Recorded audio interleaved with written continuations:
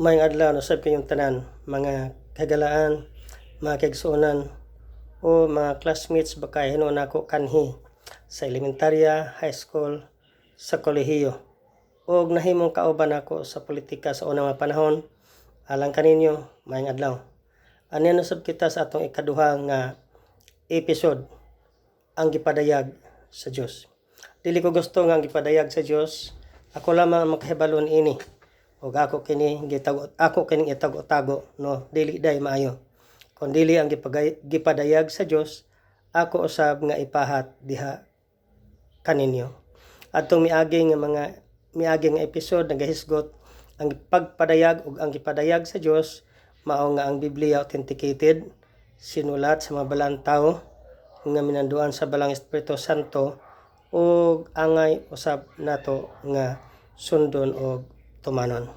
Nining ato karon nga pagtuon, nining adlaw ato hisgutan ang pundasyon sa trono sa Dios. Whether we like it or not, mga kagalaan, mga kaigsuonan, dunay pundasyon ang usa ka panggobyerno. May hinungdan nga bisan unsa pay buhaton sa mga tao nga dunay tinguha nga mo-overthrow niini, apan solido manggod ang gobyerno nato mga kaigsuonan o gipundar siya sa insakto nga mga basihanan, mo hinungdan nga dili gayud pwede nga dali-dali lang overthrown. Ninintak na ako pong i-share kaninyo ang gipadayag sa Ginoo niining ato nga panahon karon, ang gipadayag sa Dios.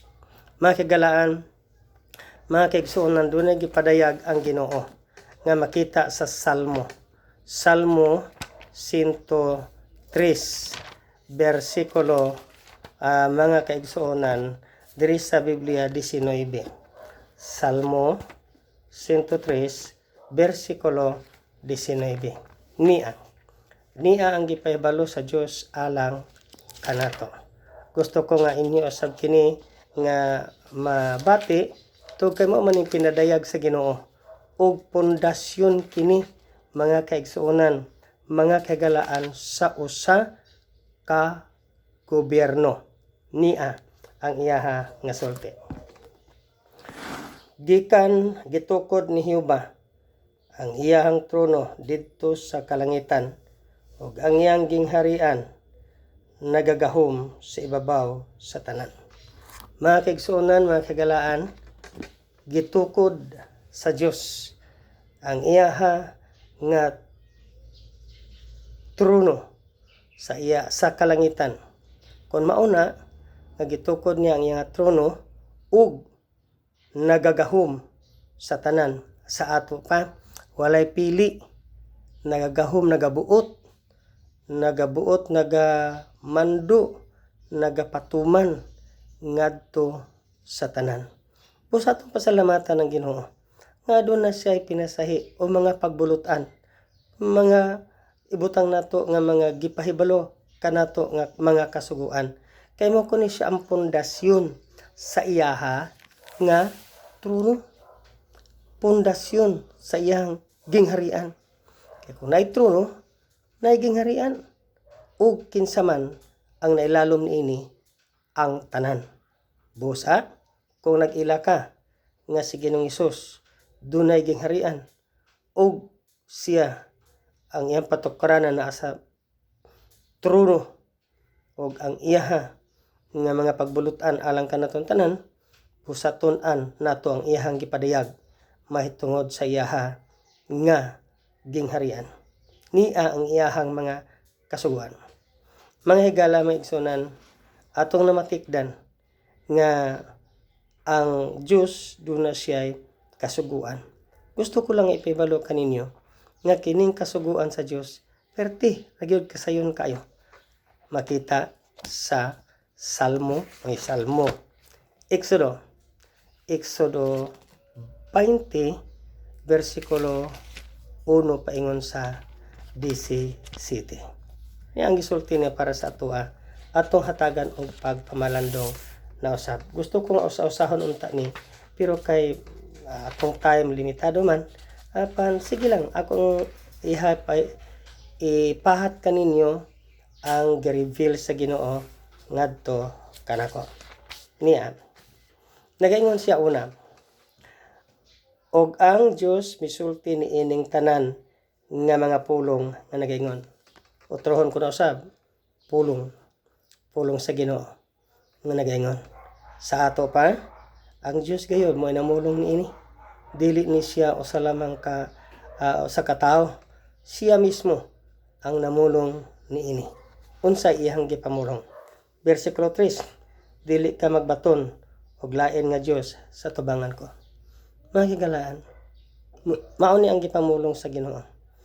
Dili ka magbaton og lain nga mga Dios sa tubangan sa Dios. Unsa nga mga Dios kining atong ginasultihan?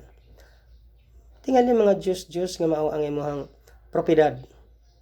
Mga Dios nga diin mao ang mga dagkong kabtangan. Nga Dios siguro nga nakapahatag sa imong kaugalingong atensyon inay kay ngadto sa ato nga Ginoo. Wala na lain pa nga gisgutan. Bersikulo 2 ay bersikulo 4 iyahang gihulagway niya. Alang kanimo dili ka magbuhat og usa ka larawan nga linilok bisan sa dagway sa bisan unsang butanga nga tuas itaas sa langit kung dinhi sa ilalom sa yuta kung anaa sa tubig o sa ilalom sa yuta. Mga higala, klaro og tataw kaayo ang sulti sa balang kasulatan. Nga dili ka maghimo og larawan nga mga Diyos nga tua dito sa langit unya naa diya sa ilalom sa yuta o sa kadagatan o diin ba kahinuon dinhi sa ato nga kalibutan. Matud pa niya dili ka magbuhat niini. Bersikulo 4 na. Bersikulo 5 nagaingon siya. Dili mo iyokbo ang imong kaugalingon kanila ni mag-alagad kanila. Kay ako si Jehova nga imong Dios mao ang Dios nga abughuan nga nagaduaw sa pagkadaotan sa mga amahan sa ibabaw sa mga inanak ibabaw sa ikatulo ug sa ibabaw sa ikaupat na kaliwatan sa mga nagadumot kanako.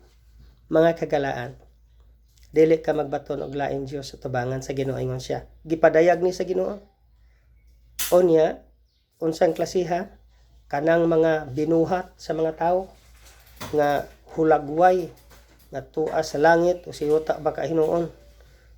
Ki dili gayud sa Ginoo. Unya, ikatulo, dili nato iyukbo ang atong kaugalingon diha kanila.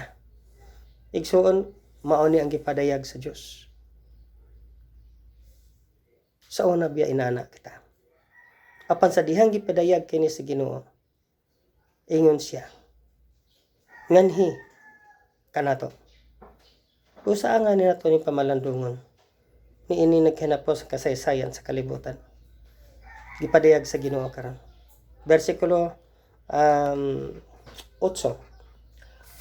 Hinumduman mo ang adlaw nga ipapahulay aron sa pagbalaan niini. Ato ding basahon gisuonan ang kaning bersikulo 6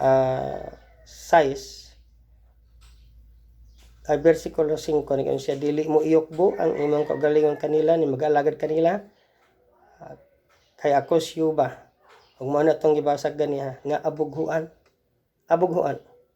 Bersikulo 6, og nagapakita ako sa mahigugmaong kalulot alang sa linibo kanila nga nahigugma kanako ug nagabantay sa ako mga sugo. Mga kaigsuonan, nagsulti ang Dios niini nga magahatag siya ug magapakita og dakong gugma sa matag usa nga nahigugma diha ug nagabantay siya mga sugo.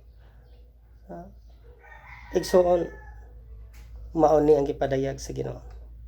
Bersikulo 7, dili mo pagamiton ang ngalan ni Jehova nga imong Dios sa pasipala, kay si Jehova dili nag-isip nga walay sala niadto nagagamit sa iyahang ngalan sa pasipala. Ay kaigsuonan, mao ni ang ikatulo nga sugo. Dili nimo gamiton ang ngalan sa Dios sa pagpasipala. Delikado. Imong gamiton ang Dios nga sa pagpangilad usahay, nya gamiton mo ang iyaha nga ngalan. doon nagyoy ug matud pa sa ubang mga pangulo sa nasod, mayroon kang kalalagyan. May dangat mo dangat kayo sa imuha. Mao ni magigsuonan og ang ikaapat nga sugo na gaingon. Hinumduman mo ang adlang ipapahulay aron sa pagbalaan niini. Mao ni ikaapat nga sugo nga igsuonan nga hatagan nato og pagpamalandong sa ato nga kinabuhi og kinigipadayag sa Ginoo. Bersikulo 12 kalima nga sugo. Tahoron mo ang imong amahan o ang imong inahan aron magahataas ang imong mga adlaw sa yuta nga gihatag kanimo ni Jehova nga imong Dios. Mga ginikanan, mga kabataan ni takna karon, mao ni ang sugo nga dunay saad sa Dios aron magapataas ang imong kinabuhi diri sa yuta pagka mapuanguron og pagkamatinumanon, pagtahod ngadto sa imuhang inahan o amahan bisan ngadto sa mga katigulangan mga kabataan. Unom nga sugo, dili ka magpatay. Pito nga sugo, dili ka magpanapaw. Kawalo nga sugo, dili ka magpangawat. Siyam nga sugo, dili ka magsaksi og bakak sa imong isigkatawo. Napulo nga sugo, dili ka maibog sa balay sa imong isigkatawo, dili ka maibog sa asawa sa imong isigkatawo, ni sa iyahag sulugoon nga lalaki, ni sa iyang sulugoon nga babae, ni sa iyang abaka, ni sa iyang asno, ni sa unsang butang nga iya sa imong isigkatawo. Mga kaigsuonan, nintak na agi padayag sa Ginoo. Authenticated revelation from God. His law, 10 commandments. Authenticated ni siya ang nagsulti ni ini. Ug angay nato nga sundon og tumanon. Kay sa Exodo 20 versikulo 6 nagingon siya, og nagapakita ako mahigugmaong kalulot alang sa linibo kanila na nahigugma kanako ug nagabantay sa akong mga sugo. Igsuon usa ka klaro ug tinaw nga pulong ang gipadayag sa Ginoo kanato karon. Nga diin atong nabaluan nga ang kasuguan sa Dios mo'y pundasyon sa trono siging harian sa Dios nga tuwa sa langit ug nailalom kitang tanan niini. Tungod di ana, dunay mga tao wala kanayon nga tuo man kaana wala na may kasuguan. Ayaw pod. Kay kung imo nang kuhaon sama rang gilangkat nimo ang trono sa Ginoo nga nailalom ikaw. O diin ba ka hinuon, dili ikaw magpailalom niini. Sa di ay sulti mga kaigsuonan, mga kagalaan nga mauning dangatan usahay nato. Nga dili na nato ilhon ang mga panggobyerno, ang ato na lang, ang ato nga sundon. Mabitaw nga sa mga testimonyo karon sa media, atong namatikdan daghan mga kabatan-unan nga diin ibalik na diya sa sabakan sa Ginoo, sabakan sa gobyerno, tungod kay nagiyahan sila sa dili insaktong paggiya base sa kabubuton sa panggobyerno niining atong kalibutan karon, niining atong nasod. Ug mao po na mahitabo nga mabalik pud ang mga katawhan nga dugay nang nakasinati sa paglakaw nga layo sa kabubuton sa Ginoo. Ingon ini ang kamtang na unsa gisulti sa 1 Juan 3 bersikulo 8. Ang nagahimog pagpakasala iya sa yawa kay ang yawa nagapakasala man sukad pa sa sinugdan.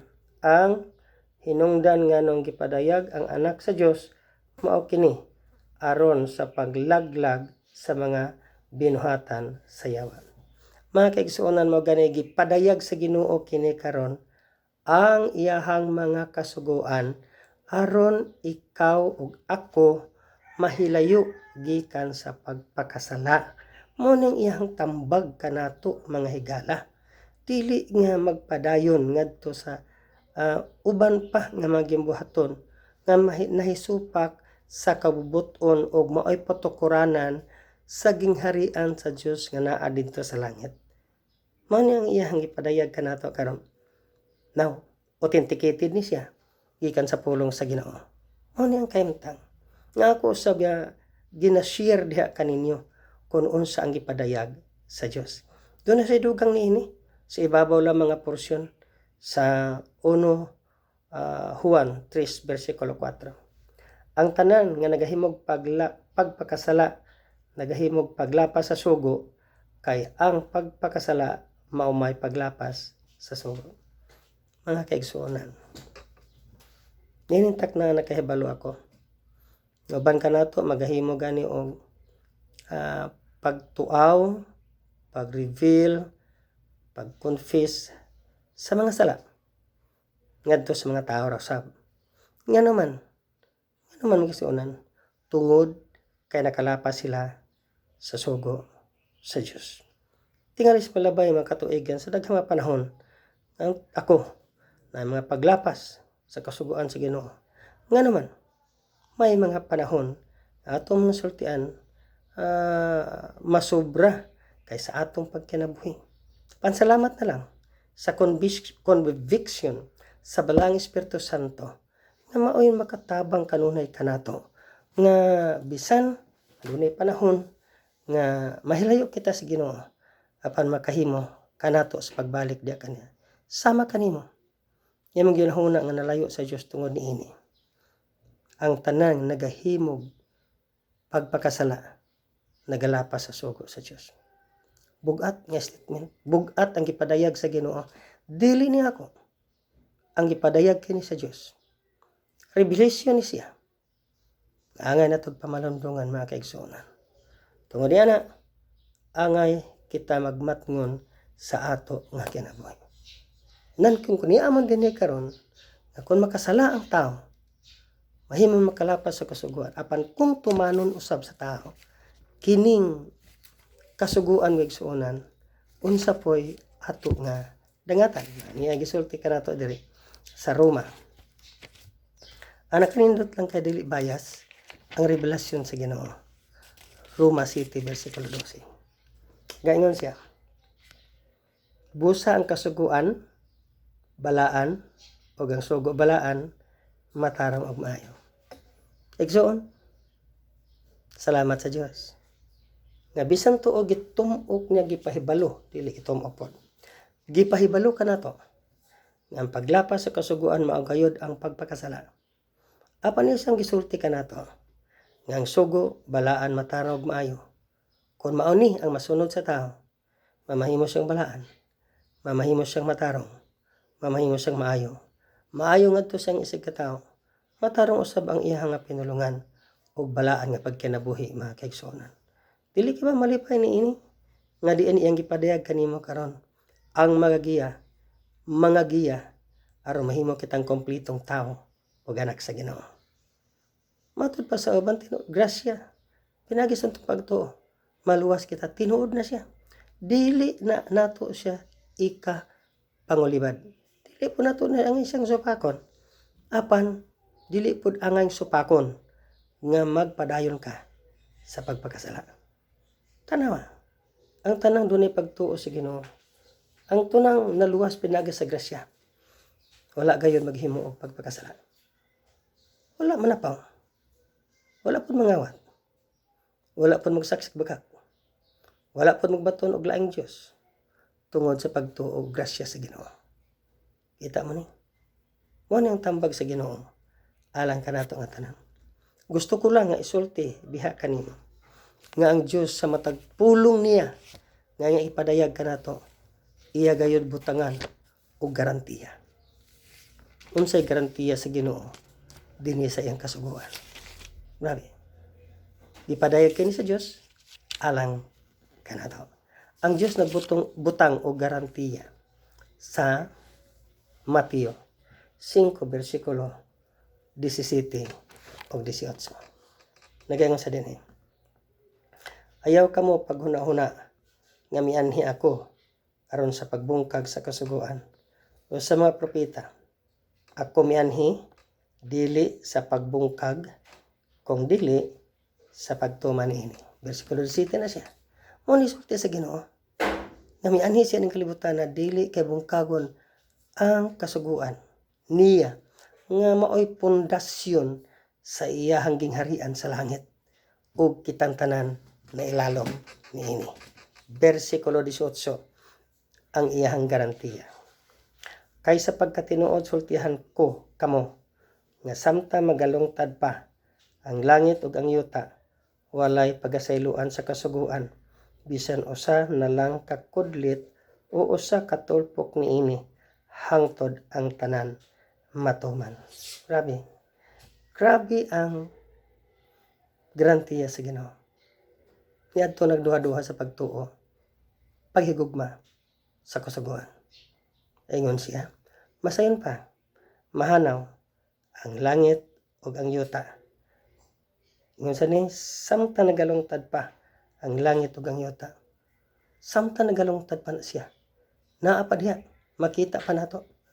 Walay usa nga pagasayloan sa mga kasuguan sa Ginoo.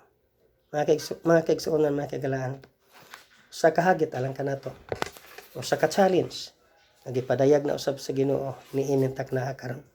Alang kanimo ug alang kanako. Taligon ang Ginoo, maayo gayud siya kay nagapadayag sa insakto. Naghatag usab siya og mga alagianan kung unsay angay natong buhaton alang niini. Kay gala basig na malandong ka ning takna karon. Sa imong kinabuhi, ang salamat nga doon na kay pagpamalandong niini. Doon na ikaw pagpanlantaw niini. Nga diin, doon na kay pagmahal sa atong hinulaman kinabuhi. Nga naman, unsa day gisulti sa Santiago. Sa Santiago ang kigsuonan. Kaya kay salamat ako naman ginatuman ang tanan. Ginatuman na ako ang tanan. Tinuod na, salamat kayo. Kaya Santiago 2 versikulo 10 nagahatag ka na to o pagpahimangno. Nagayon siya. Kay bisan kinsa nga nahigugma sa kinatibuk-an sa kasuguan apan makalapas sa usas siya sa usa kabahin niini siya mahimong manilapason sa tanan. So, salamat. Ang kitibuk-an gayud sa kasuguan ato nga sundon, ato nga tumanon. Bisan naluwas ka pa sa grasya. Tistingig supak ng kasuguan sa Ginoo. Di ba dakpon kas panggobyerno ni ining kalibutan? Ug dawaton mga hukom sa Dios sa adlaw siyang pagbalik.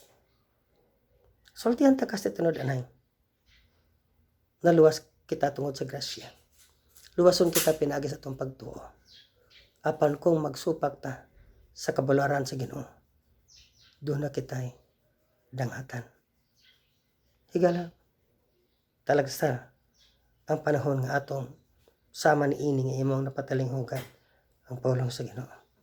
Kung mauna, ikaw anak sa Dios, kinatanan anak sa Ginoo, unsa ang sulti sa balaang kasulatan, alang ka natong tanan, nining nga kabuntagon, Ecclesiastes. Ang Dios naghatagayod sa iyahang paymangno. Tug kay ilalom kita sa iyang pagbulutan. Ilalom kita sa trono sa Ginoo. Awas kung di ka magkinabuhi ilalom sa trono sa Dios. Maingon ta magkinabuhi ta. Ilalom kita sa grasya. Ang grasya sa Ginoo. Kung ilalom ka sa grasya sa Ginoo, niya ang imuha ug akoa nga pagabuhaton. Ecclesiastes 12 versikulo 13 o 14. Nagyan siya.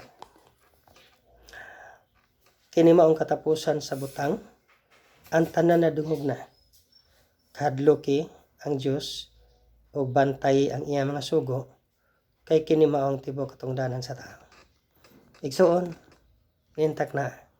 Gipadayag sa Dios diha kanila. Siyem panimalay. Kini maong katapusan sa butang, ang tanan na dungog na. Kadloki ang Dios. Bantay ang iya mga sugo, kay kini maong tibok katungdanan sa tao. Unsay atong katungdanan nga giluwas pinaagi sa grasya? Unsay atong katungdanan nga maluwas pinaagi sa pagtuo? Bantayan ang iya mga sugo. Igsoon, usa ka bug-at nga revelasyon sa Ginoo alang kanato. Bersikulo 14. Kay pagadadon sa Dios ang tagsatag sa kabuhat ngadto sa paghukom uban sa tagsatag sa katinago nga butang bisan ang maayo o kon bisan ang dautan. Igsoon, salamat. Nintak na karon dadon sa tubangan sa Ginoo. ang mga paghukom base sa atong binuhatan pinasikan sa kasuguan sa Ginoo. Unsay imong pamalandong buhaton ni takna. Nagayon siya, dadon ang tanan nga mga buhat, tinago man, maayo kung daotan. Ang pagtuman sa kasuguan, usa ka maayong buluhaton, na dili nimo mapahiubos ang Ginoo, dili nimo mapasaktan imong isig katao. Ug ang pagsupak niini, mao ang pagpasakit sa imong isig katao, mao sab ang pagpasakit sa pulong sa Dios. Kung kita na ilalo man, siging harian sa Ginoo, linukat ug linuwas pinaagi sa grasya nga sa Ginoong Hesus ug maluwas pinaagi sa pagtuo. Sa gihapon kita malipayon sa pagtuman sa kasuguan sa Ginoo.